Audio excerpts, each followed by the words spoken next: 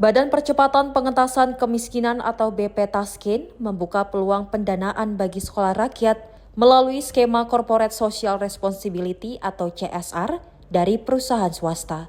Menurut Budiman, potensi dana CSR yang bergulir setiap tahun di Indonesia mencapai 80 triliun rupiah.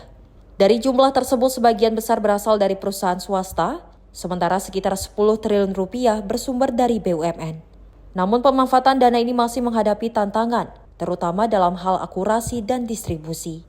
Untuk mendukung program sekolah rakyat berasrama yang telah ditargetkan sebanyak 500 unit, Budiman menekankan bahwa pendanaan dari CSR bisa menjadi solusi. Agar program ini tidak hanya bergantung pada anggaran pendapatan dan belanja negara atau APBN.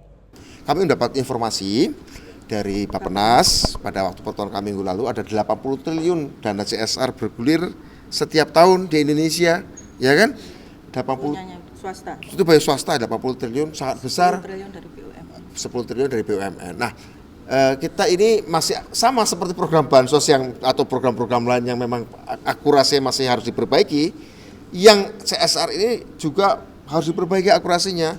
Dan alhamdulillah dari pihak Bappenas memberi penjelasan bahwa ini Pak Budiman, BP Taskin bisa bersama-sama dengan yang lain, terutama karena BP Taskin dimungkinkan untuk fundraising non budget APBN yang tidak mengikat, coba disasarkan itu bagi kenapa tidak untuk tidak membangun, untuk juga membangun sekolah berasrama. Karena kalau saya dengar dari Pak Mensos tadi, kalau bisa targetnya 500 sekolah ya Pak Mensos ya. Ya. Nanti secara bertahap sesuai dengan arahan presiden. Sesuai presiden. Ya artinya bisa maksimal. Nah artinya kenapa tidak? Itu nanti kita penggalangan bukan cuma dari APBN, ya dari sana untuk sekolah bersama untuk memutus mata rantai kemiskinan itu. Lebih lanjut, BP Taskin akan bekerja sama dengan berbagai pemangku kepentingan, termasuk pemerintah, perusahaan swasta, dan organisasi sosial, guna memastikan pemanfaatan dana CSR lebih transparan dan tepat sasaran.